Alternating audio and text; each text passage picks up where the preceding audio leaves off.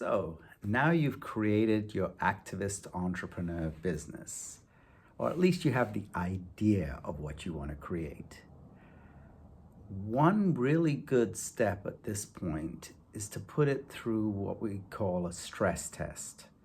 And a stress test is basically a set of questions that you can ask of yourself and of your idea to see whether it's viable to continue on or whether you need to go back to the drawing board in some ways. So for instance, there's one test which is called the SWOT analysis, and that is to examine your idea based on S, the strengths, W, the weaknesses, O, the opportunities, and T, the threats. There's also a PEST analysis that you can ask of your business to see whether it's viable.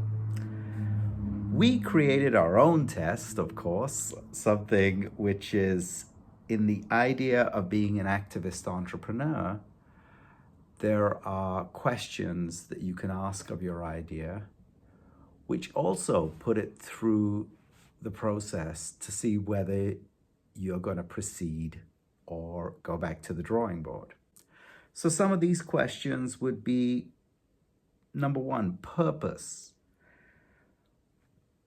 Does your product or service involve a solution and an idea that works towards addressing an issue, whether environmental or social? Number two, planet. Does your idea address the planet or environmental issues in some way? Or have you incorporated efficiency, environmentally friendly policies and practices and procedures into the way that you're bringing your service or product to the market? Number three is, of course, profit.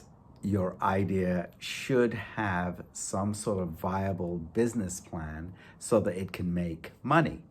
Because to make money is to be able to keep it going sustainably. It gives you an income, which allows you to keep working on the business. Number four is people. Does your company or your idea incorporate practices and policies that benefit the workers, give them fair working trades, or is it a business that is designed to benefit people in general, whether it's a human rights-oriented business or something for social reform in some way? Number five, and the last one might seem like a little bit of a strange one, but number five is pleasure. Your business and your idea, it's great to be able to want to save the world. But sometimes if it feels like a never-ending sacrifice to do so, that's not really sustainable. If you're able to have pleasure incorporated into the way you do business, into the product and service, into the way you incorporate your time off, the way you structure your business to allow for the ability to pursue pleasure and play, that allows you to stay happy, and your happiness will translate into being better in your business. In other words, it makes you and your business more sustainable. So these are the 5 principles that we would say for being an activist entrepreneur. But as we said, there are many other ways that you can do a stress test to see if your idea is feasible or not. Thank you very much. Aloha.